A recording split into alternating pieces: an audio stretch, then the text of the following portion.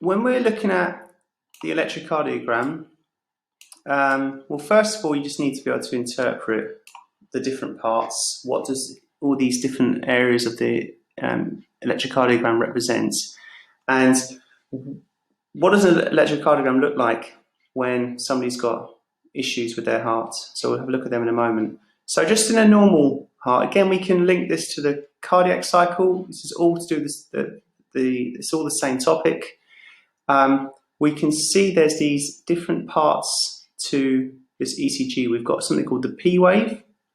Then we've got this area here called the QRS complex.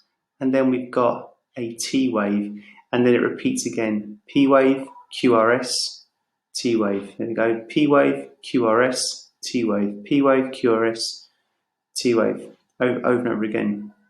So let's look at what each part represents. So P wave, it says electrical activity. Just put this on. There we go. Electrical activity during atrial systole. So this P wave, remember we're looking at electrical activity. So this P wave is representing the SA node now has just it's produced its own electrical activity. So that is showing just electrical activity, and then later on, that end part of the P wave is the atrial systole, it's the contraction. The electrical activity has to come first. The electrical activity causes the contraction, and you can see there's a little bit of it kind of stops there for a minute.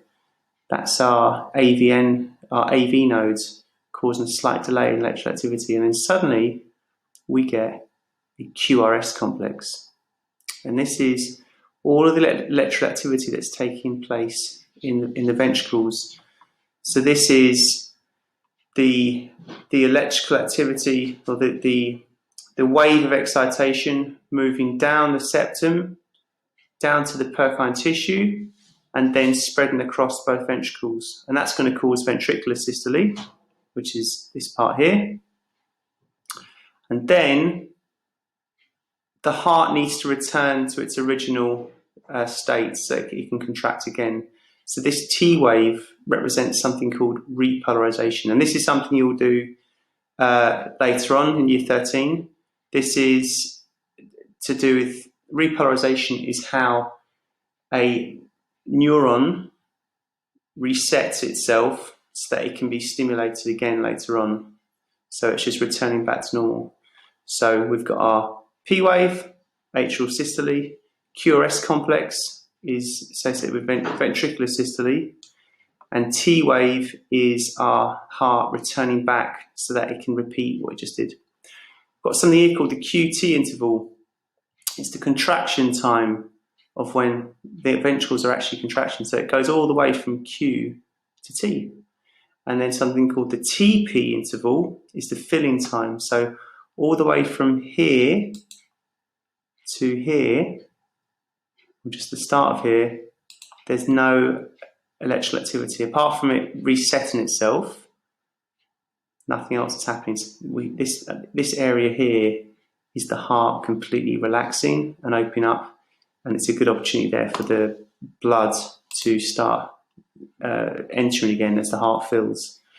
Right, let's have a look what an ECG looks like when somebody perhaps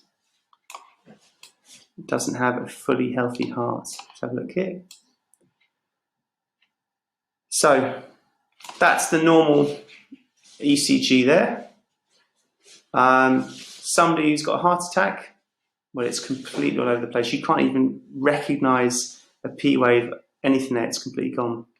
There's some that are more subtle though, something called fibrillation. Fibrillation is when the heart's coordination is slightly out of sync. So this fibrillation here, we can see there's an unclear P wave.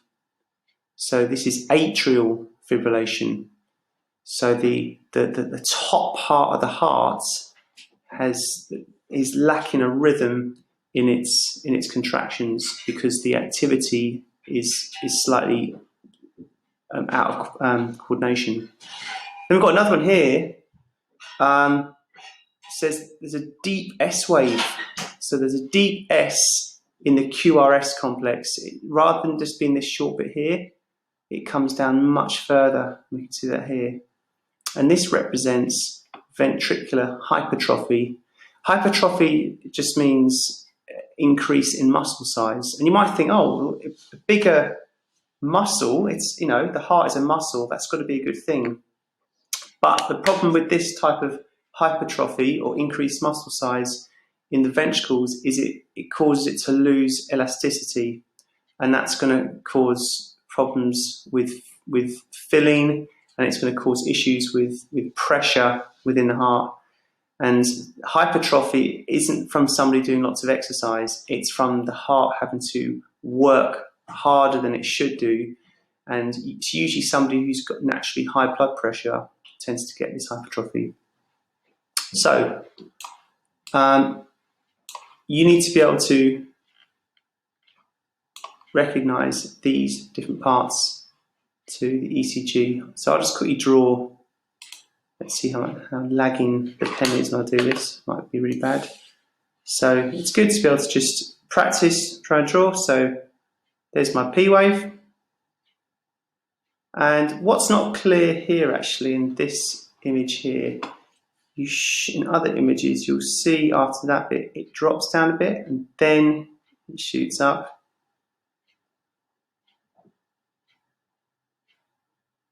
Yeah, it's not great. I'll do. So this part here is our QRS.